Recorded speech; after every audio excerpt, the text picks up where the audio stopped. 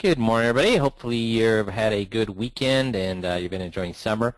If you're up in our part of the world, it's been more of a fall than a summer. And I guess if you're down in the Southwest, you're getting cooked down there. But wherever you are and whatever you're doing, hope you're having a good summer. So this is time to talk about questions, concerns, things going well, things going poorly. Now would be the time to talk about that. Otherwise, as usual, I have things to cover. So first thing I wanted to make you guys aware of, and I don't think a lot of you guys are aware of this, is that there is a www.21point checklist website out there that you could point people to. So what this is it's a video telling people why they need the 21. So it's a short video. I think it's about 5 minutes long, telling people why they need the 21. And then if you know from the Outside the Box 2014 that a handout on the 21-point checklist, we just put that onto the website. Well, let's see if I can bring it up and show it to you here. So as I'm doing that, what can we use this for, guys? What would be uses for this?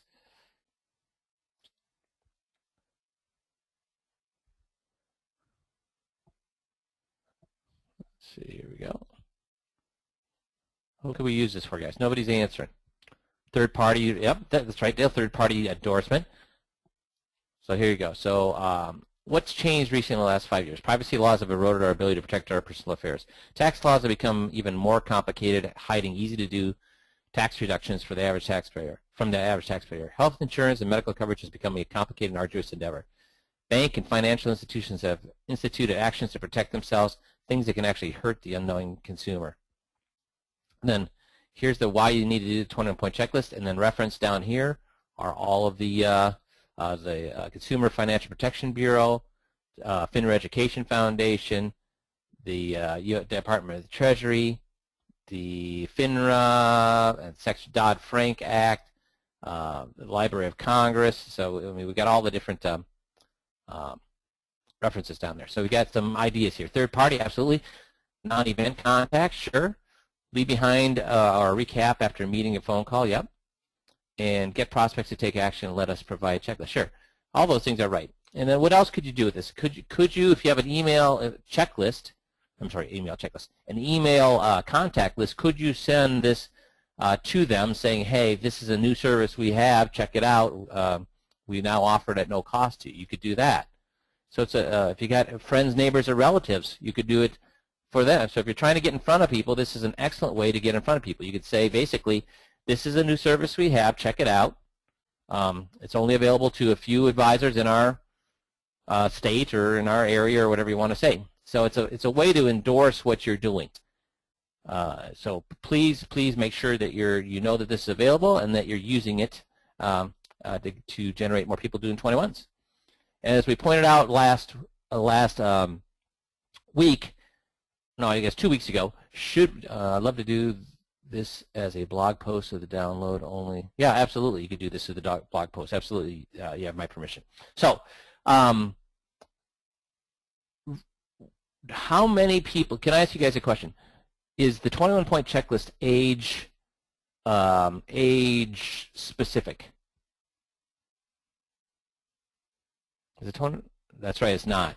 So really, any responsible adult should address all 21 things that are on there. Does a responsible 24-year-old need to worry about his power of attorney? Yes. Do they need to worry about titling? Yes. Do they need to worry about beneficiaries? Yes.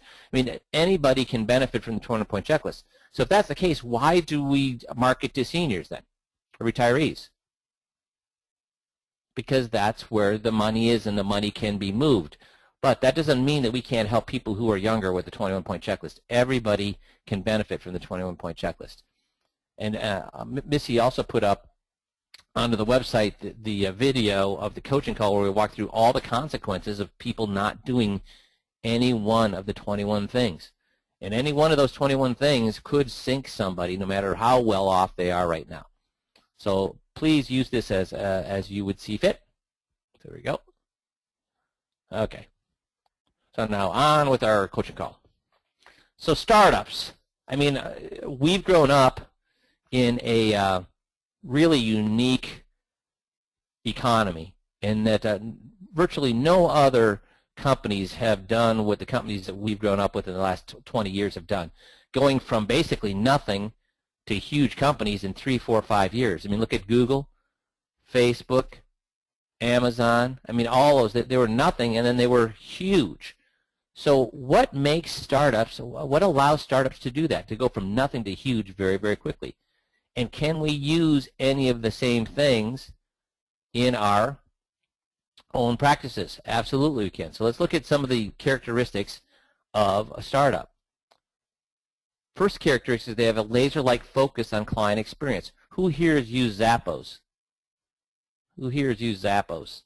Zappos went from nothing to huge in about 2 years. Nobody's used Zappos? Well, Zappos is one of the biggest. Okay, we got Kurt has is the biggest shoe distributor in the country, and well, probably in the world. So here's the thing about Zappos. He allows his customer service reps to be on with people who are buying a pair of shoes as long as need be. So I think the record is like 3 hours. They also have the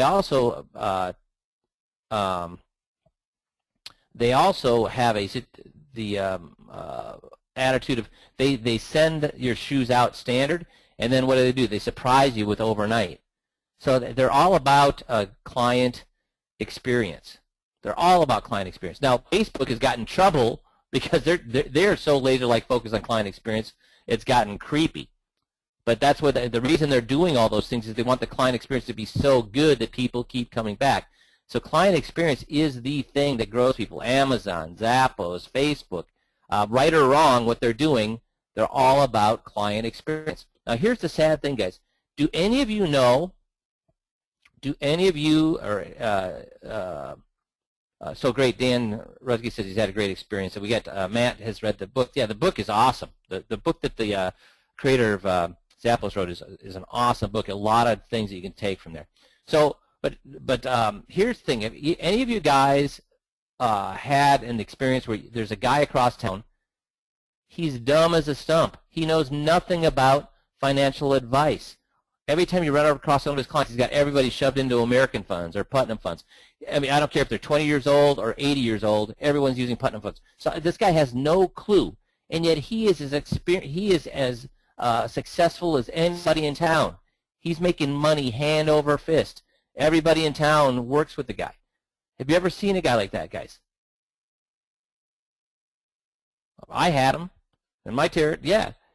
So why is that guy so successful? Because it's obvious he's not smart. He's an idiot. He's a doughhead. He doesn't know anything about financial advice. He puts everybody in the same thing. He doesn't even put spend any of his brain power on trying to figure out how to best help people. So why is he so successful? Because people like him. People like him. Not great marketing. He doesn't have great marketing. People like him. They have great experiences, so people refer to him all over the place. So what do we have? Do we have tools that give clients great client experience? What tools do we have that give the client great client experience?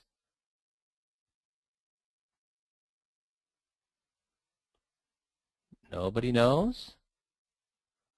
First of all, getting on their side, is that giving a client a great client experience? 21-point checklist, Michael, I agree. That gives a client a great client experience. Getting on their side. Why is getting on their side a great client experience? Because for the first time in their life, an advisor isn't treating them like patronizing them, isn't treating them like a 12-year-old. Is actually complimenting them. Friendly, exactly. Now the Wow Office experience. So on our site, we've got for $200, you can turn your office space into an unbelievable experience.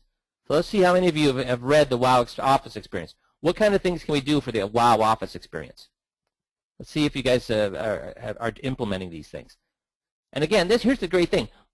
You don't need fancy furniture. You don't need marble. You don't need any. You need a clean office. Yeah, the smell of cookies, Michelle, exactly.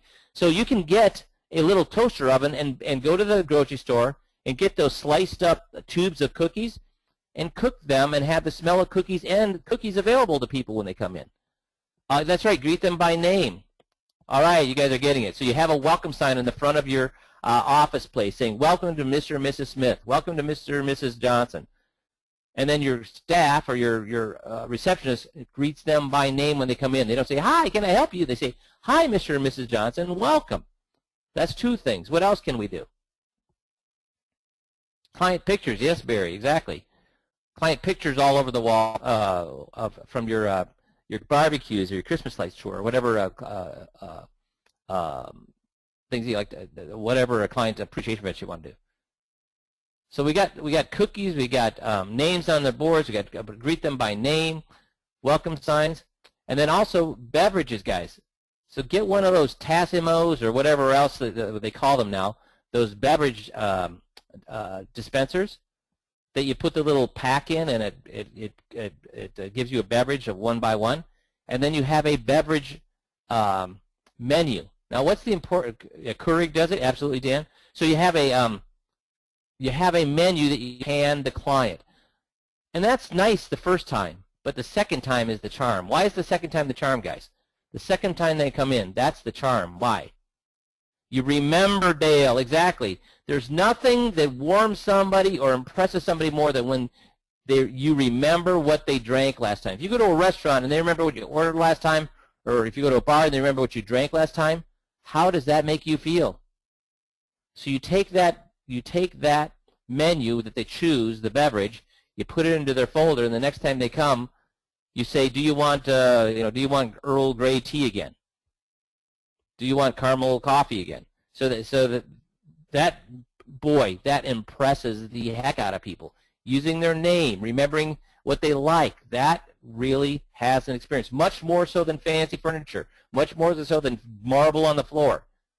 Why? Why would remember or having them greeted by name and having remembering what they drank last time? Why would that be more important to their experience than having beautiful furniture and beautiful floor? What's beautiful furniture and beautiful floor about, guys? That's right, it's personal. And what's beautiful furniture and a beautiful floor about? What's that? The sweetest sound, exactly, Dan. The sweetest sound in the English language is their name. That's right, Jeannie. The fancy furniture and the marble floor is about you, not about them. The cookies, remembering their name, and the beverage is about who? Them. The wow experience is about them. Guys, have you ever ate in a drank in a dive bar or eaten in a little crappy cafe, but the people that work there treated you like gold? It's about you. The experience is about you. So get on the website. And Missy, where do we have the wow experience on the website? Can you jump in here? Yep, it's actually underneath the archive systems. So if you go underneath the library, it says archive library, and then it's wow experience. It's the second one at the top. So guys, go and reread that. Make sure you're implementing those things. They seem like little things, and they're very inexpensive to implement, but they have huge impact. Another client experience, contact. We give you 2 different ways to contact your clients every single month: snail mail and the email. That's 2 different ways to contact them. What's the number one reason people? This has been studied for a decade now. In every study that's looked at it, what's the number one reason people leave their current advisor? What's the number one reason people leave their current advisor? Is it rate of return? Lack of contact, Kurt, you're exactly right. And lack of contact almost 3 times, mentioned 3 times more than any other reason. And lack of return is way down at the bottom of 10. It's like 8th or 9th, ranked 8th or 9th for the reason people leave their current advisor. It's lack of contact. Now, here's the thing. If we give you the tools to snail mail and then a totally separate, different message to email, sure, that's going to keep your clients, but will it also get you new clients, guys? Will contacting them on a regular basis get you new clients? Your prospects on a regular basis get you new clients? Yes. If the number one reason that people leave their current advisor is lack of contact, guess what? How many times does our average competitor contact their clients? How many times does our average competitor contact their clients? I'd say once is normal. 4 times is is hitting it out of the park. Probably 1 out of 50 contacts their clients 4 times a year. Most of them, if they're lucky, are doing it once a year. So if you're contacting, also when your competitors are contacting their clients, what is the contact always about? What is that contact always about? Money, money, money, money, money, money. So if you go out on a date with a girl and the only thing you talk about is sex, she knows the only thing you're worried about is sex. If with a client, the only thing you talk about is money, they know the only thing you care about is money. What's our newsletters about? What's our email messages about every single month? Are they about investments? Are they about stocks, bonds, mutual funds? They're not about investments. They're about helpful tips that they can use in everyday life. So if you're contacting your competitors' clients because they come to an event before, or they've raised their hand with a lead before, or whatever, the more people you can have on your epidemic marketing, your drip marketing system, the better, because you're contacting these people twice a month, even once a month. That means you're contacting them 12 times a year, and your competitors contacting them once or twice a year. And here's the thing: will our competitors do our competitors make mistakes? Will our competitors make a mistake in the future? Will they not return a phone call, or will their assistant be grumpy to them, or will they be? Guys, let me ask you the question to this: is this how would it be if the market's down? The market just fell 20% over the last 2 months, and the client calls up concerned, and I say, no, I get that you're concerned. It makes total sense that you're concerned. But as we recall, we're in this for the long term. We're not in this for the short term. We have money in money markets for short term. We're in this for the long term. So this is long-term investments. We need to be patient. Let the market do what it's going to do. The market always goes up in the long term. The worst thing we can do is pull money out now. It will come back. So if I say that, is that a mistake or is that the right thing to say, guys? I've already got one wrong answer. I've got 2 wrong answers. It's a mistake, Barry. Why? Lyle, it's a mistake. Why? Why is that a mistake? Yes, Tom, it's a mistake. Why? They've heard it before. I'd agree with that, Jeannie, but why is it a mistake? Lack of empathy, Bruce. You're right. I didn't get on their side. Basically, I told them what? Why are you calling me? I mean, we talked about this before. This is long-term investments. You got money in your savings account. That's for your short-term. Why are you calling me? Markets always come back. Basically, you think you're being smooth. You think you're being smart. But what the client hears is, you don't hear me. I'm scared, and you're telling me don't worry. I'm scared, and you're telling me don't worry. So it is wrong. That's a mistake. So our client, our number one, our best prospect. Who is our best prospect? It's our competitor's best client. Our best prospect is our competitor's best client. So if they're not contacting their clients on a regular basis, and we're contacting them every single month, eventually that competitor is going to make a mistake. They get our newsletter, and what are they going to do?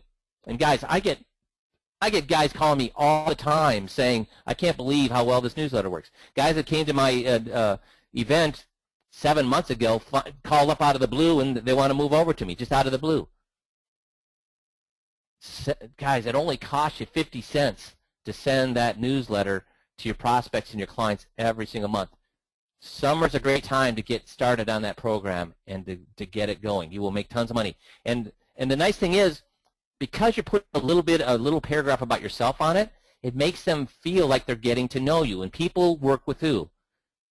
People work with people who they like.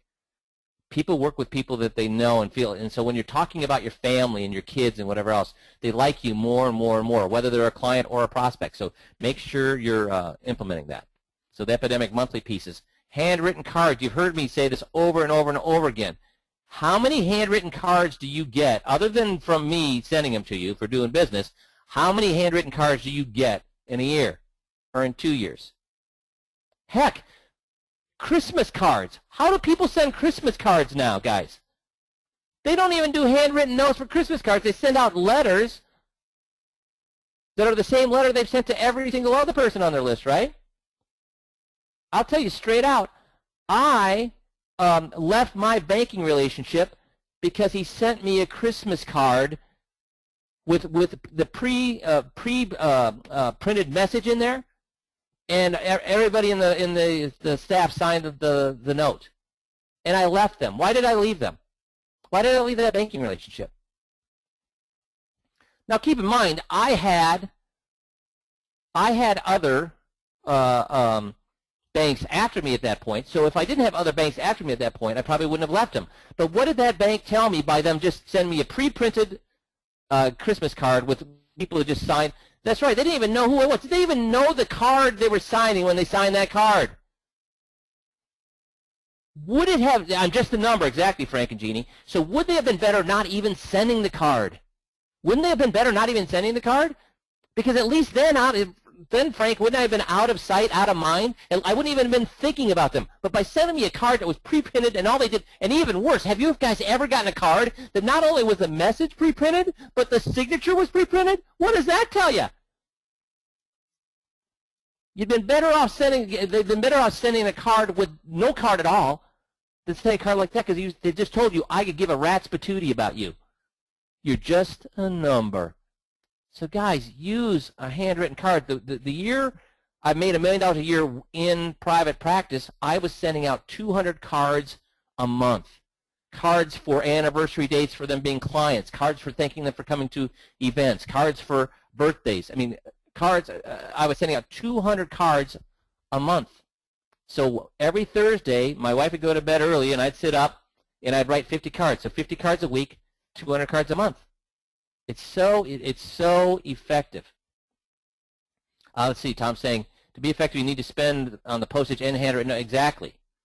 So that's another way to give them a client experience. And then having events, fun events. Pam does a great job of having town hall meetings or breakfast clubs every single month that people come to, and they get to expect it. They look forward to it, and she has different speakers all the time. It's a fantastic way to constantly be in contact with your clients in a very time-efficient way, because she's offering to get in front with them on a monthly basis, but she's doing it with everybody at the same time.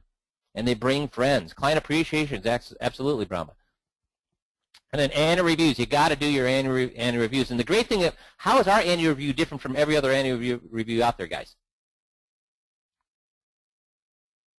What do we start with? When we get in front of a client, non-financial, Michael, exactly. We start with the non-financial. So they always know that we are worried about them and their family, not just about their money. So the first thing with startups is have laser-like focus on client experience. Number 2, do what makes you money and delegate everything else. See, Thomas said about the other, we start with non-financial, exactly. We start with non-financial issues, how's your family show, exactly. We talk about them and their family, not just about their investments.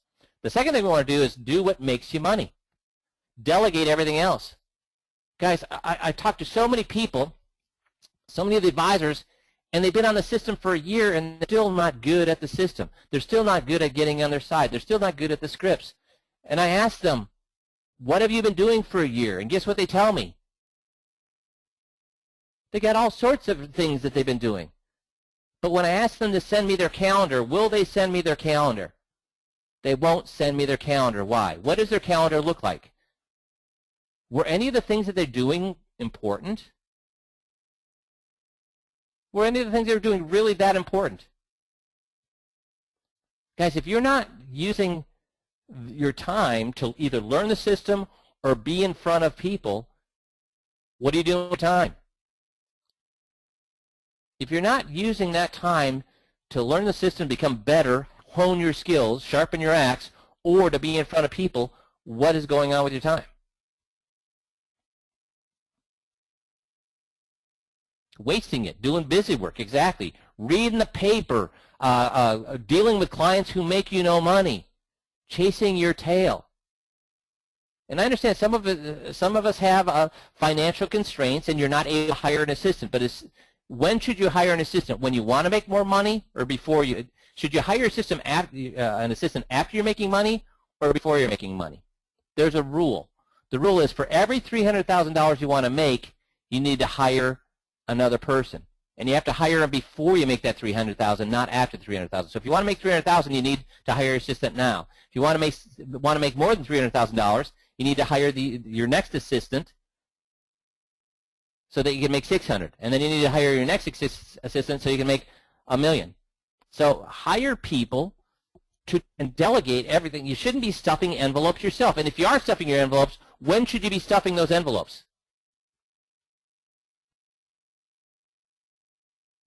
Yeah, Thomas says you shouldn't be chasing lousy prospects. You need to practice to be better. You're better off practicing what you're doing than chasing lousy prospects. I totally agree, Thomas.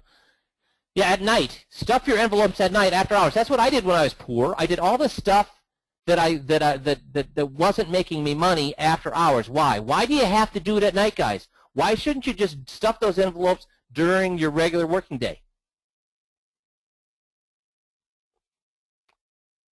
Yeah, you're all getting that right. Yeah, it's prime business time. Here, you can't be seeing clients at night. And here's the real reason.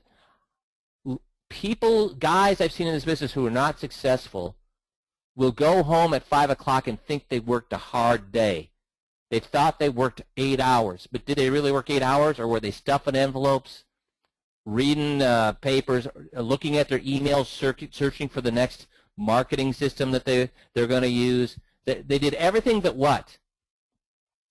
Yeah, they confused activity with accomplishment, Stan. That's a perfect way to put it. They confused activity with accomplishment. Wasted activity is wasted activity. Just because you're tired when you go home doesn't mean that you had a good day's work. It could very well mean that you dug a hole, filled a hole in, dug a hole, filled a hole in, dug a hole, and filled a hole in. What good is that? What good is that?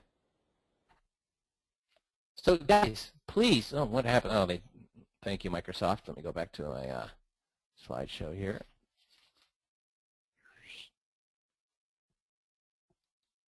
Okay. So, please, guys, never, ever, ever think you're working hard if you're not in front of clients or practicing your skills. And is reading the paper, guys, is reading the paper a good activity to be doing during working hours? No. Is checking your emails for the next and best, greatest thing, is that, no. Is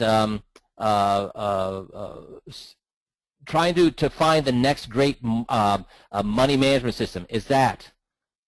It's amazing, let's see, Tom says, it's amazing how people in our business think they're working when they're really doing, but yeah, exactly, and I see it every single day. So when you've been on the system for a year, I mean, how many hours is that? And you still can't get on somebody's side for 2-3 minutes. You still don't know the scripts. And I ask you, what have you been doing with your time? And you say you're busy. What have you been busy doing, guys? Delegate what does not make you money. Does that make sense? Third thing, be different. And this is a real problem we have in this industry. We're so worried about being professional, we're afraid to be different.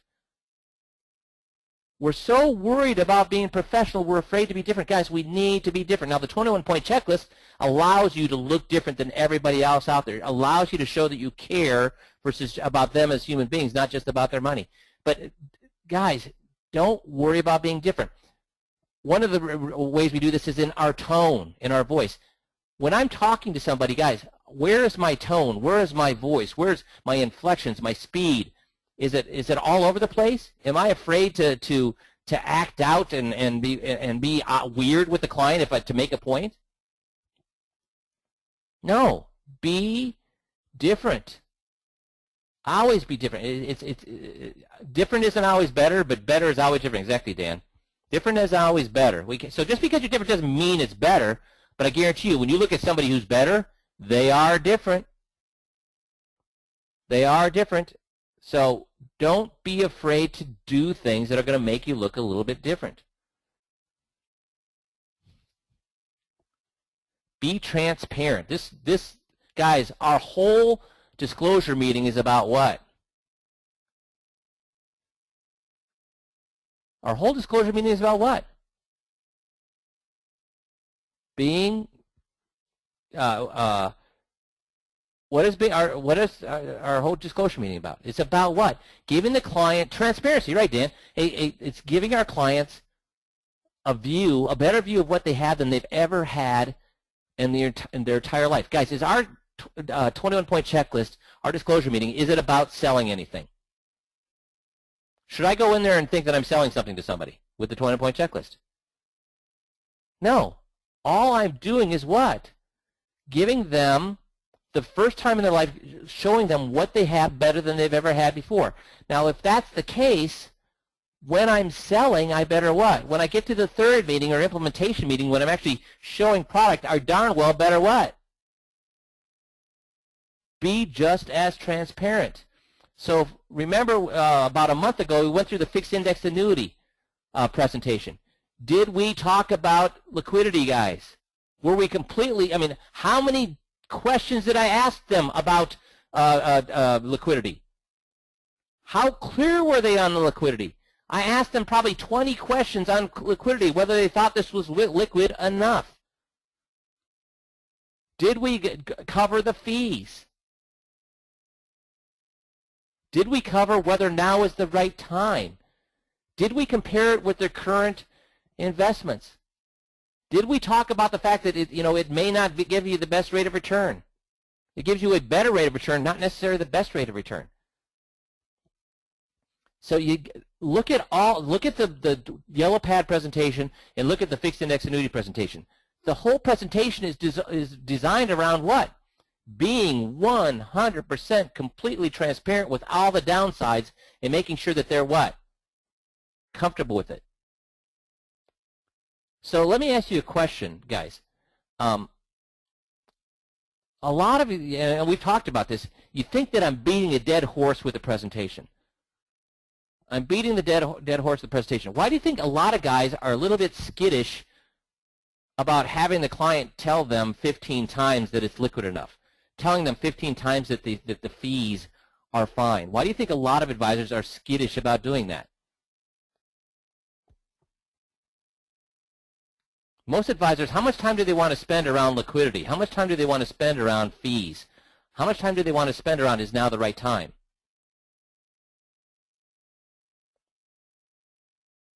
Yeah, they're worried about, exactly, Tom, they're worried about rejection, exactly right. So they're uncomfortable with me beating a dead horse about the risks, the liquidity, the fact it doesn't give you the best rate of return. It gives you a good rate of return, not the best rate of return. The fees. They're uncomfortable, quote unquote, beating a dead horse about these negative things, but how long will they be willing to beat a dead horse about how great it is, and about the historical returns, and about how smart the manager is, and about the mountain chart from the previous 15 years? How much time will they spend on that? How much time are they? Forever, Brooks. They'll spend all. They don't. That's not beating a dead horse. That's promoting how great the product is. So the reason people think I'm beating a dead horse with our presentations is because I'm making sure the client is 100% thoroughly okay with the downsides of our product. And then I make sure that they're okay with it again and again. But am I ever promoting how great the product is? Okay?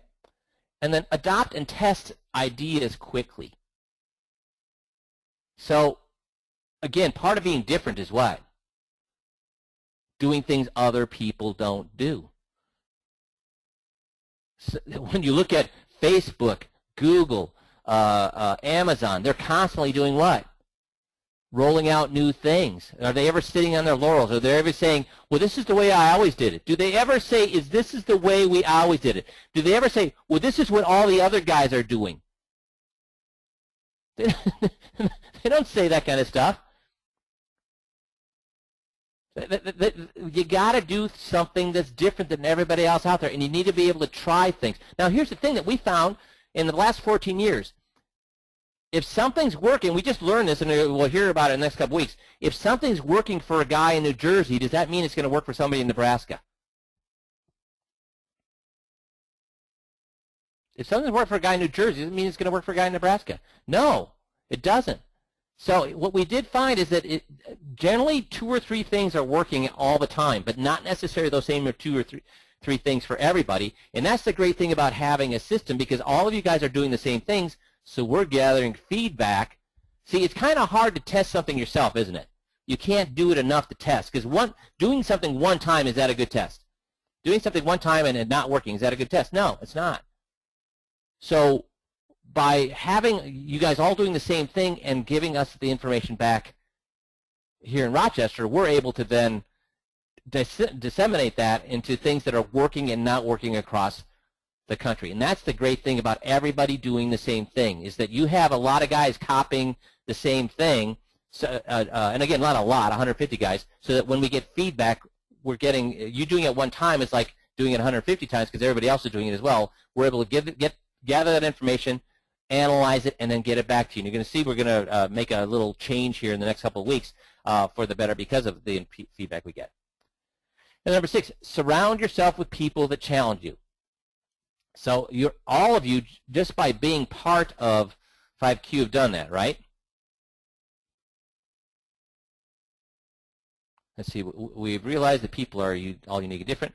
By the way, did you send? Yeah. Well, yeah, Tom. We'll talk about that here after. I'll make a note, Tom, for you. And then, so guys, we surround ourselves with people who challenge you. Just by being part of 5Q, you've done that, right? How have you done that, guys? I mean, there's a lot of things have been said about me in the past, but the one thing that everybody will agree is that I do happen to challenge you, right? And I'll challenge you as much as you want to be challenged. If you don't, that's why we on the Friday calls. Are you required to be live, or can you hit *6 and just listen? But we can learn through other people being challenged as well. And the best way always is to allow yourself to be challenged. But just by being part of 5Q, you should pat yourself on the back because you know 5Q is different. You know you need to learn new skills. You know this is different from anything you've done before and anybody else in the industry is doing. So congrats to you, kudos to you, because you knew that coming in and you embraced it. You embraced it knowing that you're going to change. You're going to do things different. You're going to communicate differently. You're going to get on people's side. You're not going to argue with them. You're not going to tell, sell, preach, and teach. So you are at the top of the heap when it comes to advisors because you're willing to do things different. Every other advisor out there, what do they want to do? Every other advisor, what do they want to do? They want to do what everybody else is doing. And sell, exactly, I agree with sell. So you guys are willing to do things different. You're challenging, allowing us to challenge you, and you're challenging yourselves. What are you doing? Every time you tape a meeting, guys, what are you doing? The fact that you're willing to tape your meetings, what are you doing? How many advisors you're getting better because you're challenging yourself? The very fact that you're willing to tape your meetings, you're challenging yourself, saying, I know I can do better. I'm going to tape this and listen. I am going to get better. How many guys, you know amongst you, thousands of advisors out there. How many of you know, other than people in the 5Q system, know somebody who's taping their meetings on a regular basis and then analyzing them? I mean, we've been doing this forever. I've never had, Jeff's on vacation this week, so I can't ask him, but Missy, have we ever, in 14 years, hundreds of guys that we talked, thousands of guys that we've talked to, ever had one of them come on board that said they've been taping their meetings prior to coming on board with us? Not one. So the fact that, guys, you are willing to do that, you should pat yourselves on the back. It makes you one of the top people in the industry. Whether you're making a lot of money or not, you're preparing yourself to make a lot of money by taping your meetings because you will get better every single time you tape a meeting. And guys, getting 2% better a week, just 2% better a week, you will triple your income by the end of the year. If you do the math, 2% better every week and you will triple your income by the end of the year. And I guarantee you, if you tape yourself, you're going to get 2% better. If you do that 5-minute drill every single day of getting on somebody's side for 5 minutes, not just about the financial, but somebody on the radio or something you read in the paper, it will make you better. So how many guys are in this industry for 30 years and they still have the exact same skills they had 20 years ago? They haven't improved in the last 20 years. Most people, most advisors in this, they still do things the exact same way that they did them a long time ago. And guess what you're going to get? You know, just because you've been in the industry 30 years, oh, Lyle, don't beat yourself up. So just because you've been in the business 30 years, does that mean you have 30 years of experience, guys? No, it means you have the same experience. What? Same one-year experience over and over and over again. The fact that you're willing to be on these coaching calls, be on the Friday calls, get on the Friday calls, not only *6, but actually live and do role playing. Tape yourselves. That's what's, you're challenging yourselves, and I cannot pat you guys enough, and you should pat yourselves on the back for doing that. So those are the things that startups do. So I'm going to rifle back through them here. Number 1 is laser-like focus on client experience. Number 2, delegate anything that's not making you money. Making you money means sharpening your axe, getting better at your skills, or being in front of people. Anything else, you should not be doing it during your 8-hour working day. Be different. Be different. Do things that nobody else is doing. Be transparent. Don't be part of the problem. Our disclosure meeting gets clients to leave their current advisor. So when we can't be that problem, we have to, when they come to us for answers, be as transparent as we're asking our competitors to be. Adopt and test new ideas quickly. Don't be afraid to try something and see if it works. And challenge yourself. Tape your meetings. Be on these calls. So those are the things that you need to do, or you can take from startups and what they do and apply them to your business. So guys, you're doing so many of these things, and they will pay off. Just keep doing them. And those of you already using them, you know it's paying off because of the money that you're making. So any questions or concerns with what we talked about today?